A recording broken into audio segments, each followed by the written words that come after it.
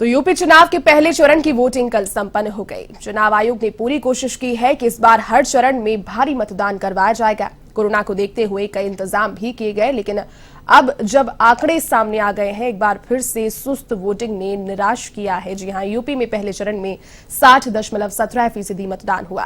अब यह आंकड़ा 2017 की तुलना में कम बताया जा रहा है।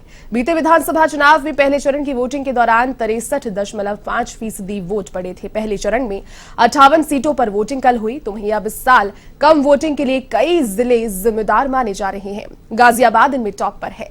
दरअसल इस साल गाजियाबाद में मात्र 54.77% मतदान हुआ। तो यूपी चुनाव का पहला चरण कल संपन्न हुआ और पहले चरण में 60.17% मतदान, जो रिकॉर्ड टूटने की बात की जा रही थी कि इस बार सभी जो सुस्त वोटर्स हैं कहे जाते हैं, ऐसा एक क्राइटेरिया माना जाता है। कुछ लोग अपने घरों से निकलकर अपने वोट को कास्ट नहीं करते, उन्हें लुभाने के लिए कोशिशें की जा रही थी, लेकिन वो भी कहीं ना कहीं कल उस हिसाब से पूरी होती हुई नजर नहीं आई। एक अपडेट के साथ में संवाददाता दीपक पांडे फोन लाइन पर जुट गए। दीपक, देखिए, यूपी चुनाव का पहला चरण संपन्न हो गया। रिकॉर्ड जब सामने आए तो निराशा हाथ लगी, चूंकि 2017 से 3% लगभग जो कम वोटिंग फीसदी है, प्रतिशत है, वो रहा है इस बार। तो कहीं ना कहीं जो सुस्त वोटर्स का एक क्राइटेरिया है वो इस बार भी देखने को मिला और इस बार ज्यादा देखने को मिला। क्या कारण रहे? देखिए, जिस तरह से पिछले 2017 के चुनाव में जो वोटिंग परसेंटेज था वो 63.5% था, लेकिन इस बार कुछ कम है।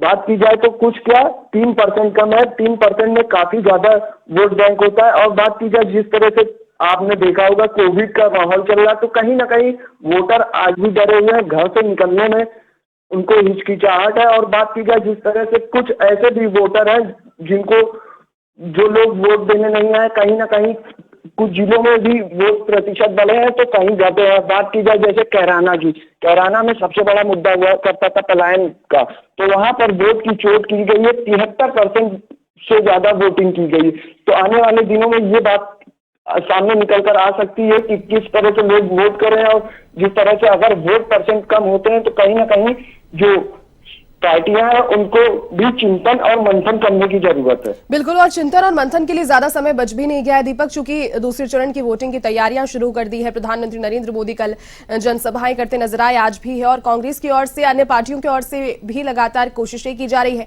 लेकिन कुछ जिलों का जिक्र किया जा रहा है जिसकी वजह से कल जो प्रथम चरण का चुनाव है वो उतना ज्यादा सफल नहीं हुआ। गाजियाबाद उसमें टॉप पर है। क्या कारण रही गाजियाबाद की? ऐसी कौन सी समस्याएं वहां के क्षेत्र की कि लोग वहां नहीं पहुंचे, या फिर कोविड को हर बार की तरह वजह बता दिया जाएगा इस बार भी? जी जैती, बता दें, जिस तरह से गाजियाबाद में पिछले बार ज्यादा प्रतिशत में मतदान किया गया था, लेकिन इस बार ऐसा नहीं हुआ। कहीं ना कहीं लोकल मुद्दे वहां पर हावी थे और कहीं ना कहीं विधायक के प्रति आज भी लोगों के अंदर रोष है। तो उन सभी चीजों को लेकर रोष को दिखाते हुए हो सकता है कि लोगों ने वोट देने से दूरी बनाई हो। और बात की जाए जिस तरह से आपने कई वीडियो में देखा कि विधायकों के ऊपर पत्थर चले या विधायकों को दौड़ाया गया, तो इससे भी कहीं ना कहीं एक रोष सामने उत्पन्न हो रहा है। और बात की जाए तो कहीं ना कहीं सबसे बड़ा सवाल जो है मौजूदा हालात है। देखिए, आप चुनाव आयोग ने भी वर्चुअल रैलियों का आह्वान किया, तो इसी को लेकर कहीं ना कहीं वोटर जो डरे हुए हैं, हो सकता है पूरी तरह से घर से नहीं निकल रहे, लेकिन ये कहीं ना कहीं नेताओं और सभी लोगों को अपील करना होगा कि मताधिकार बहुत बड़ा अधिकार है, हमें मिलकर इसको योगदान करना होगा और लगातार वोट प्रतिशत को बढ़ाना होगा, नहीं तो एक अच्छी सरकार को हम नहीं चुन पाएंगे। बिल्कुल। चलिए दीपक, बहुत शुक्रिया तमाम जानकारी के लिए।